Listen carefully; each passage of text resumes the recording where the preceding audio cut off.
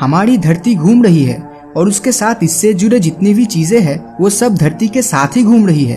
तो क्या होगा अगर धरती अचानक से घूमना बंद कर दे तो सबसे पहले तो हम सभी का वेट पहले से थोड़ा ज्यादा हो जाएगा, लेकिन ये उतना भी इम्पोर्टेंट नहीं होगा, क्योंकि धरती का रोटेशन कितना ज्यादा इम्पोर्टेंट है वो धरती का घूमना बंद होने के साथ ही हमें पता चलेगा।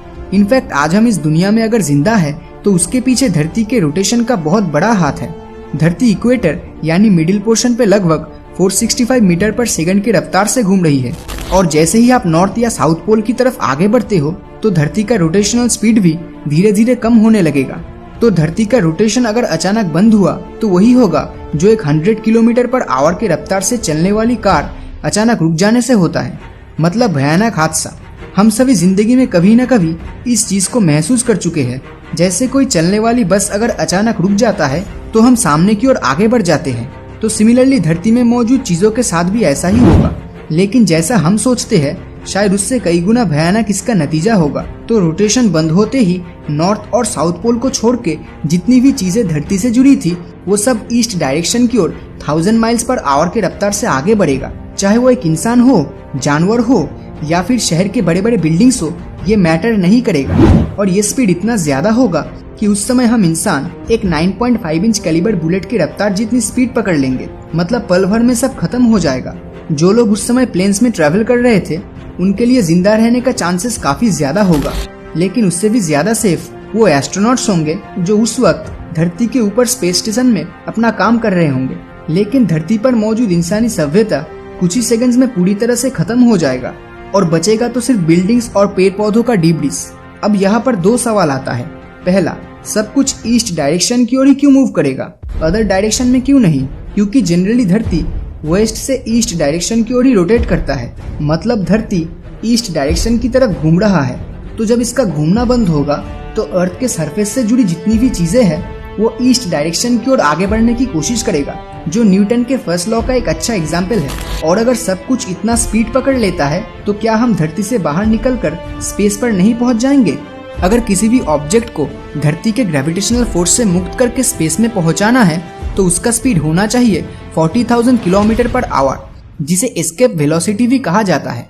अगर किसी भी चीज का स्पीड इससे कम हो तो वो धरती से बाहर नहीं जा पाएगा। तो जब हर चीजें ईस्ट डायरेक्शन की ओर मूव करने की कोशिश करेगा तब समुद्र और महासागरों के पानी के साथ भी ऐसा ही होगा, जिसका मतलब महासुनामी। और समुद्र की लहरें इतनी ऊंची होगी कि शायद इसका कल्पना हम सपने में भी नहीं कर पाएंगे, और इस वजह से बहुत से बड़े बड़े देश पानी के नीचे आ जाएगा। धरती का घूमना तो बंद हो जाएगा, लेकिन धरती में मौजूद हवाएं धरती के रोटेशनल स्पीड से ही बहने लगेगी, जिस वजह से धरती पर दिखाई देगा भयानक तूफान जो सब कुछ तहस नहस कर देगा। धरती अपने एक्सिस पे घूमने के कारण अर्थ के इक्वेटर वाले रीजन में काफी ज्यादा पानी बल्ज या एक गम्बूज के रूप में स्टोर्ड होता है।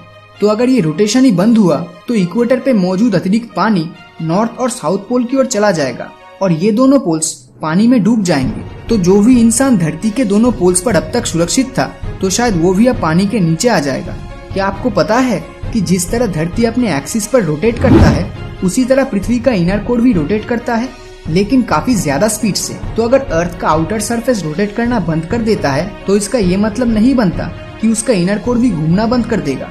तो पृथ्वी के आउटर और इनर सरफेस रीजन में एक बहुत बड़ा रोटेशनल स्पीड का गैप होगा, जिसका सीधा असर पृथ्वी के अंदर मौजूद टेक्टोनिक प्लेट्स पर पड़ेगा और दुनिया भर के हर जगहों में होगा सुपर वोल्केनिक इरप्शन। पृथ्वी घूमता है इसीलिए तो दिन और रात होता है। तो उस समय अर्थ के एक हिस्से में 6 महीने का दिन होगा और दूसरे हिस्से में 6 महीने की रात, मतलब धरती के एक तरफ होगी बेहद गर्मी और दूसरी तरफ उतनी ही ठंडी। तो सोचिए ऐसे प्लैनेट्स पर जिंदा रह पाना हम जैसे इंसानों के लिए कितना ज्यादा मुश्किल होता। लेकिन फिर भी ये दोनों रीजन के बीच की जो बाउंड्री लाइंस है वो जगह तब इंसानों के रहने के लिए काफी अच्छा चॉइस हो सकता है। धरती का जो पोर्शन सूरज की ओर होगा वहाँ पर ज्यादा गर्मी की वजह से तेजी से नदी और समुद्र का पानी वेपर में कन्वर्ट हो जाएगा, जिसके कारण ज्यादा से ज्यादा बारिश भी इसी जगह पर होगा और धीरे धीरे धरती की इस जगह की हालत वीनस यानी शुक्र ग्रह की तरह हो जाएगी। और दूसरी तरफ धरती का ऑपोजिट पोर्शन सूरज के एब्सेंस में बहुत ठंडा होने लगेगा और यहाँ के एटमॉस्फेयर में मौजूद हवा पहले से काफी ज्यादा डेंस या घने हो जाएंगे, जो समय के साथ लिक्विड में कन्वर्ट होने लगेगा और आखिर में यही लिक्विड सॉलिड स्टेट में पहुंच जाएगा। लेकिन हवा का सॉलिड फॉर्म में कन्वर्ट होना काफी ज्यादा मुश्किल है, क्योंकि जिस मोमेंट पे एयर लिक्विड में कन्वर्ट होगा तब वहाँ पर वैक्यूम स्पेस यानी शून्य स्थान क्रिएट होगा और इसी समय पृथ्वी के दूसरी तरफ की गर्म हवाएं तेजी से इस ठंडे इलाके में एंटर करेगी। इस तरह हॉट और कोल्ड एयर एक्सचेंज के कारण हो सकता है पृथ्वी इंसानों के रहने के लिए हैबिटेबल हो, लेकिन हॉट और कोल्ड एयर एक्सचेंज के कारण जो आंधी और तूफान की उत्पत्ति होगी वो बहुत ज्यादा खतरनाक होगा। सूरज और कॉस्मिक रेडिएशन से हमें धरती का मैग्नेटिक फील्ड प्रोटेक्ट करता है और ये मैग्नेटिक फील्ड रोटेशन के कारण डायनामो इफेक्ट के तौर पर उत्पन्न होता है। तो रोटेशन बंद होने से ये मैग्नेटिक फील्ड भी खत्म हो जाएगा और धरती पर मौजूद जितने भी जिंदा जीव है वो इस जानलेवा कॉस्मिक रेडिएशन की चपेट में आकर पूरी तरह खत्म हो जाएगा। लेकिन क्या सच में अर्थ का रोटेशन कभी बंद होगा? शायद आप जानकर हैरान हो जाएंगे, लेकिन आज से लाखों करोड़ों साल बाद ऐसा हो सकता है, क्योंकि नासा के एक कैलकुलेशन के मुताबिक हर 100 साल में एक दिन में 2.3 मिलीसेकंड्स और ऐड हो रहा है। तो जिसका मतलब आज से लाखों करोड़ों साल बाद शायद धरती का रोटेशन बंद हो जाएगा। तो अगर आपको पता चले कि कल से धरती घूमना बंद कर देगा तो जिंदा रहने के लिए आप सबसे पहले क्या करने की कोशिश करोगे? नीचे कमेंट करके जरूर बताएं। और अगर ये वीडियो आपको अच्छा लगा हो तो इस वीडियो को लाइक और अपने दोस्तों के साथ शेयर करना मत भूलना। और अगर अभी तक आपने हमारे चैनल को सब्सक्राइब नहीं किया है तो सब्सक्राइब करके नोटिफिकेशन बेल को ऑन कर दीजिए, क्योंकि मैं ऐसी ही वीडियोस हर हफ्ते लाता रहता हूँ। तो मिलता हूँ आपसे अगले वीडियो में, और हमेशा की तरह थैंक्स फॉर वॉचिंग।